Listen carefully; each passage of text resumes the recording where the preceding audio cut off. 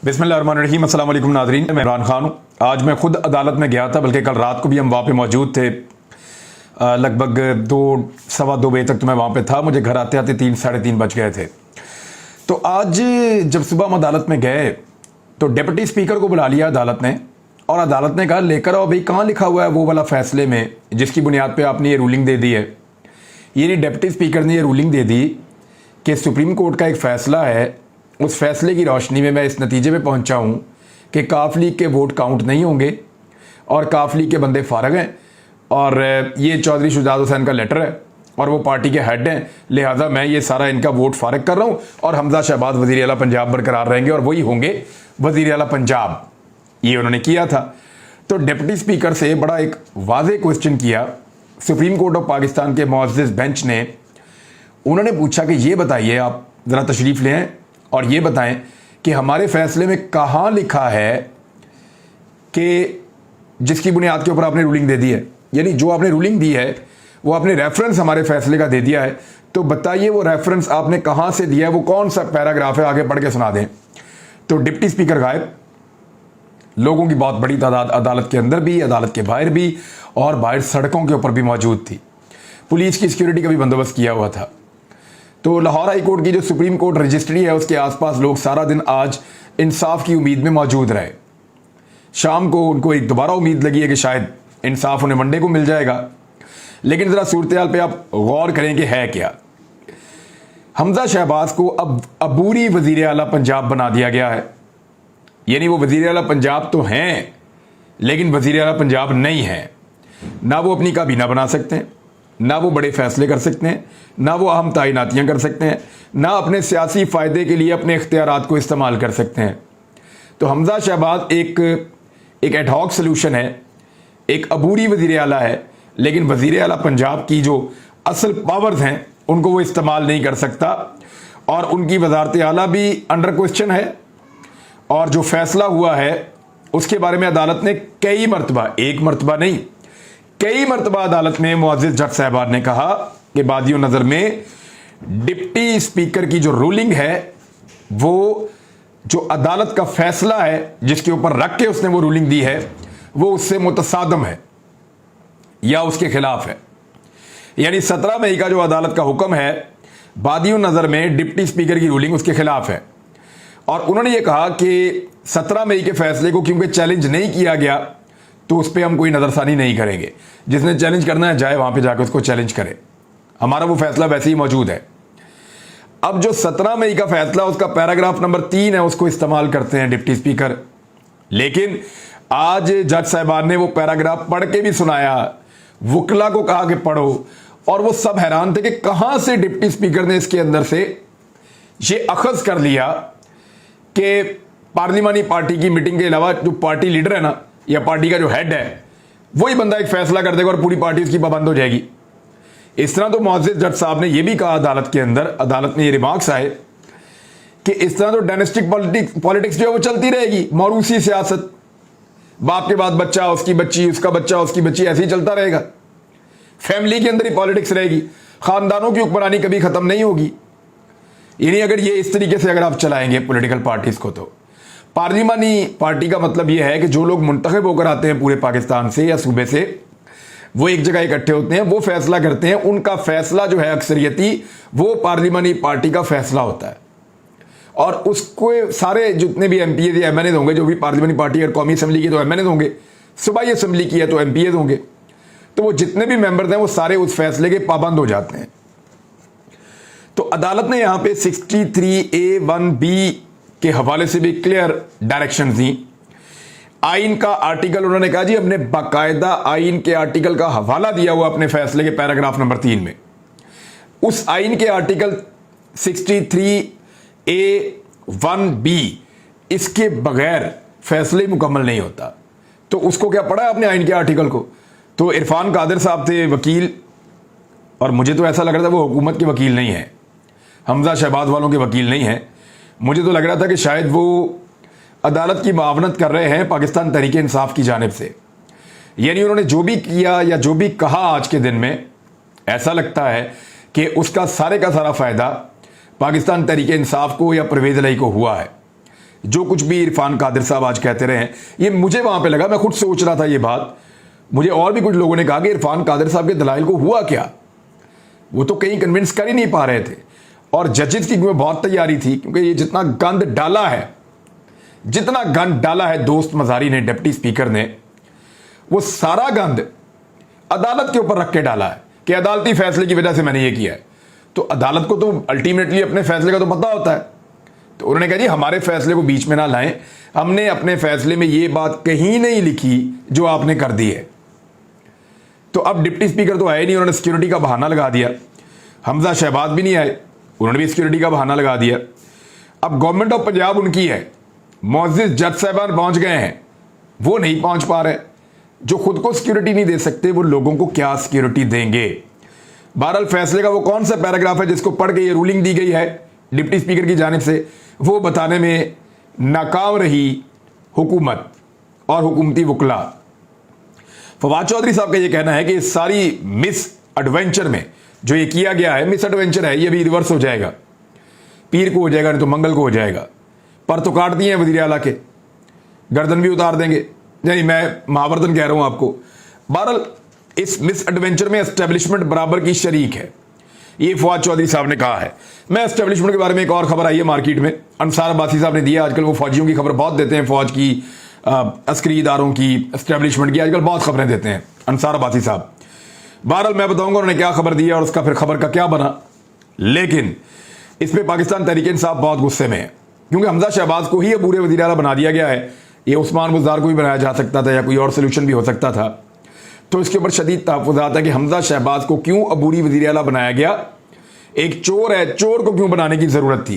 कौम को ट्रक की बत्ती के पीछे अब नहीं लगाया जाना चाहिए, इस किस्म की बातें पाकिस्तान तहरीक इंसाफ कह रही है कि ये एक ओपन एंड शट केस है और फ़ौरन से पहले क्लियर हो जाना चाहिए कि किसका क्या इसके अंदर रोल रहा है। अब दूसरी जानिब जो हुक्मरान इत्तेहाद है वो भी इसमें एक्टिव हो गया है और दोबारा से मुत्तहिद हो गया है। डॉलर की कीमत बढ़ी, ये नहीं बैठे। स्टॉक मार्केट गिर गई, ये नहीं बैठे। महंगाई 35% हो गई, ये नहीं बैठे। बिजली 100% दुगनी कीमत की हो गई, ये नहीं बैठे। गैस 50% कीमत बढ़ गई, ये नहीं बैठे। पेट्रोलियम मसनूआत की कीमतें जो हैं वो दुगनी हो गई, ये नहीं बैठे। बैठे कब हैं? जब इनकी अपनी हुकूमत खतरे में आई, क्योंकि पंजाब हुकूमत गई तो वफाकी हुकूमत भी गई। इसकी मिसाल ऐसे है कि दो दरवाजे हैं, ये दरवाज़ा तभी बंद होगा ना, एक जाता है दूसरा उसके पीछे जाता है, ये ऐसे ही होना है। पंजाब की हुकूमत जानी है, साथ ही वफाकी हुकूमत भी जानी है, क्योंकि पंजाब जब तक इनके हाथ में है तब तक वफाकी हुकूमत ये चला पाएंगे। जब पंजाब इनके हाथ से निकल गया तो वफाकी हुकूमत चलाने के काबिल ये हुक्मरान इत्तेहाद नहीं रहेगा। उसी को बचाने के लिए पूरी कोशिश कर रहे हैं। अब वो जजेस के कंडक्ट के ऊपर उंगली उठा रहे हैं, अदलिया की तौहीन में कुछ जुमले बोल रहे हैं। फिर उनका कहना है कि हुक्मरान इत्तेहाद दोबारा मुत्तहिद हो गया, यानी सारे इकट्ठे हो गए और फुल कोर्ट बनाने का इन्होंने मुतालबा शुरू कर दिया है। और अब ये मुख्तलिफ किस्म की जो है वो प्रायोरिटीज आप इनकी देख लें कि इनकी तरजीह जो है वो ये नहीं है कि पाकिस्तान आगे बढ़े, इकॉनमी ठीक हो या गरीब का भला हो। तरजीह इनकी ये है कि इनकी हुकूमत कायम रहनी चाहिए और NRO 2 मुकम्मल होना चाहिए। हुकूमत का ये कहना है कि इमरान खान सियासत में इंतशार पैदा करना चाहते हैं। अबूरी वज़ीर आला नहीं लगना चाहिए था और बल्कि वज़ीर आला हमजा शहबाज को ही होना चाहिए था। मरियम नवाज़ ने इसमें कुछ ट्वीट्स किए हैं, ज़रा मैं आपको पढ़ के बता देता हूँ, आपके लिए ज़रा थोड़े हैरत अंगेज़ होंगे। लेकिन अभी थोड़े दिन पहले एक और फैसले के ऊपर बहुत तारीफ़ करने वाली मरियम नवाज़, जो फैसला इनके हक़ में आया था, इस फैसले के ऊपर क्या कह रही हैं ज़रा ये आप देखिए। मरियम नवाज़ साहबा फरमा रही हैं अपने आखिरी 2 ट्वीट्स के अंदर, मौजूदा सियासी इंतशार और अदम इस्तेहकाम का सिलसिला उस अदालती फैसले से शुरू होता है जिसके ज़रिए आइन की मनमानी तशरीह करते हुए अपनी मर्जी से वोट देने वालों के वोट ना गिनने का हुक्म जारी हुआ। आज इसकी एक नई तशरीह की जा रही है ताकि अब भी इसी लाडले को फ़ायदा पहुंचे जिसे कल पहुंचा था नामंजूर। अगर इंसाफ के ऐवान भी धौंस, धमकी, बदतमीज़ी और गालियों के दबाव में आकर बार बार एक ही बेंच के ज़रिए मखसूस फैसले करते हैं, अपने ही दिए फैसलों की नफ़ी करते हैं, सारा वजन तराजू के एक ही पलड़े में डाल देते हैं, तो ऐसे एकतरफा फैसलों के सामने सर झुकाने की तवक्को हमसे भी ना रखी जाए। बहुत हो गया। ये अदालत को एक धमकी है जो मरियम नवाज़ ने लगाई है। अब मरियम नवाज साहिबा, ये अदालत है, ये आपकी पॉलिटिकल पार्टी नहीं है जिसको आपके अब्बा जी ने बनाया है, जिसको आप अपनी मर्जी से चलाएंगी, ऐसा मुमकिन नहीं है। ये अदालत है, ये अदालत फैसला करेगी, कभी आपके हक में आएगा, कभी आपके खिलाफ आएगा। यही अदालत से आपके वालिद साहब को 50 रुपए के स्टाम्प पेपर के ऊपर पाकिस्तान से बाहर भेजा गया। बहुत सारे लोगों को पसंद नहीं आया फैसला, लेकिन सारे चुप करके बैठे हैं, देख रहे हैं। इसी अदालत से जब थोड़े दिन पहले डिप्टी स्पीकर की जो रूलिंग थी कासिम सूरी की, उसके खिलाफ जब तफसीली फैसला आया तो आपने बहुत खुशी का इजहार किया था। अब आपके खिलाफ केस चल रहा है, अभी आपको यह नहीं पता कि फैसला आपके हक में आएगा या खिलाफ आएगा। आपने पहले से ही अदालत के ऊपर चढ़ाई शुरू कर दी है और बदतमीजी वाली जुबान बोलना शुरू कर दी है।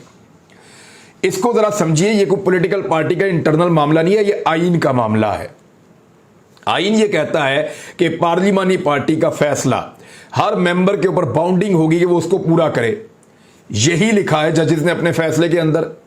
एक चीज जो जजेस ने अपने फैसले में लिखी ही नहीं, उसकी बुनियाद पे डिप्टी स्पीकर एक गलत रूलिंग दे रहा है, तो जजेस का ये काम है कि वो बताओ यार कहां लिखा है, क्या कहा है हमने तो ऐसी कोई बात ही नहीं की जिसपे तुमने फैसला रख के कर दिया है।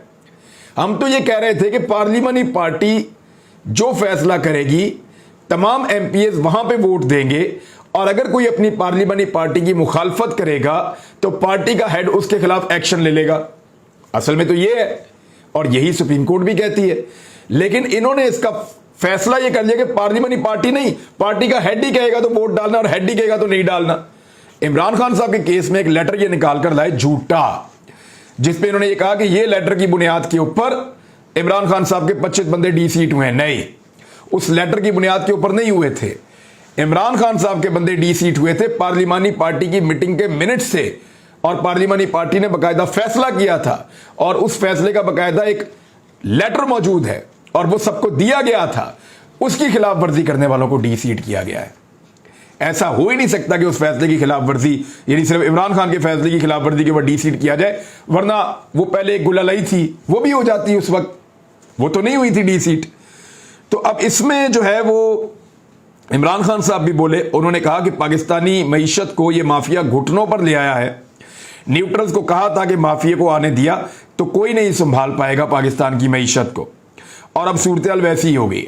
उधर नवाज शरीफ बहुत सख्त नाराज हो गए सियासी सूरत हाल के ऊपर, और उन्होंने अपने कई रहनुमाओं से बात करते हुए कहा कि मुस्लिम लीग नून बहुत बुरी तरह सियासी तौर पर डैमेज हो चुकी है, और उनको इस बात का अंदाजा है, और उनको उनके इत्तेहादियों ने फंसा दिया है। अब भी हालात ऐसे हैं कि इंतखाबात की तरफ शायद जाना पड़ जाए।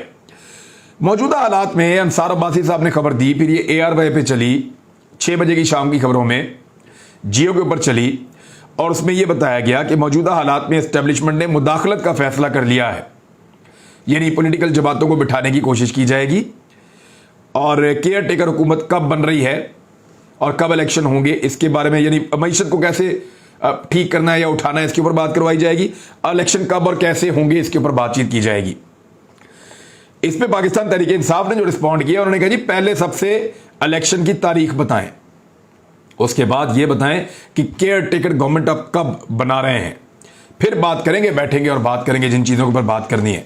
वैसे इस पर तो इमरान खान साहब ने कल भी कहा था कि हम बात करने के लिए तैयार हैं 3 चीज़ों के ऊपर, लेकिन उसके ऊपर कोई एहतसाब के ऊपर या NRO के ऊपर मैं बात नहीं करूंगा।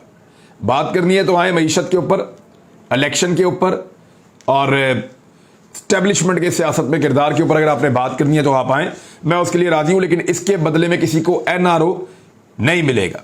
जजों के ऊपर शदीद तनकीद शुरू कर दी है मुस्लिम लीग नून ने, और वो कोशिश कर रहे हैं कि दबाव में लेकर अदलिया को फैसला अपनी मर्जी का करवाएं। हालांकि ये एक बिल्कुल ओपन एंड शट केस है, जितने लोग गए हैं सबने इनको बता दिया कि ये केस नहीं जीतने वाला, ये मंडे तक, ट्यूसडे तक, 2 दिन तक और डिले हो सकता है। अल्टीमेटली हमजा शहबाज की पंजाब में हुकूमत खत्म होनी है और वो खत्म हो जाएगी। कुछ लोग ये कह रहे हैं कि दोस्त मजारी को अदालत ने क्यों बुलाया। मेरा ये कहना है कि अदालत ने अगर दोस्त Mazari deputy speaker Punjab assembly को बुलवाया और उनको मौका दिया कि वो अपना मौक़िफ़ पेश करें, तो फिर अदालत को कासिम सूरी को भी बुलवाना चाहिए था और उनको भी यही मौका दिया जाना चाहिए था कि वो अपना मौक़िफ़ पेश करें और उस साइफर के ऊपर बात करें जिसकी बुनियाद के ऊपर उन्होंने एक रूलिंग दी थी। वहां डिप्टी स्पीकर को बोलने का या मौक़िफ़ देने का मौका नहीं मिला, लेकिन यहां डिप्टी स्पीकर को बोलने का और मौक़िफ़ देने का मौका भी अदालत दे रही है, वकला को मजीद टाइम भी दे रही है। आज नून लीग के वकला जो है उनका सिर्फ एक ही मतमा नजर था, सिर्फ एक, कि कुछ भी हो जाए, कुछ भी किया जाए, आज तारीख हासिल की जाए। टाइम गेनिंग टैक्टिस था ये, कि कम से कम हमें 2 दिन मिल जाएं, मंडे वाले दिन समात हो, फिर ट्यूसडे तक हम इसको ले जाएं। मेरे ख्याल में ये पीर मंगल बुध तक मैक्सिमम, इससे आगे ये जा नहीं सकता सारा मामला, ये वहां तक जाकर रुक जाएगा। तो एस्टेब्लिशमेंट के हवाले से जो खबर चली है, अंसार अब्बासी ने भी दी है, जियो पे भी चली है और मुख्तलिफ जगहों पे, ISPR तो उसको डिनाई कर रहा है, लेकिन मेरे ख्याल में एस्टेब्लिशमेंट का इस वक्त सबसे जो अहम किरदार हो सकता है पाकिस्तान की सियासत में, वो यही है कि वो कोई किरदार अदा ना करें मेहरबानी करके। अब तक के लिए इतना ही। अपना ख्याल रखिएगा, अपने इस चैनल का भी। अल्लाह हाफिज़।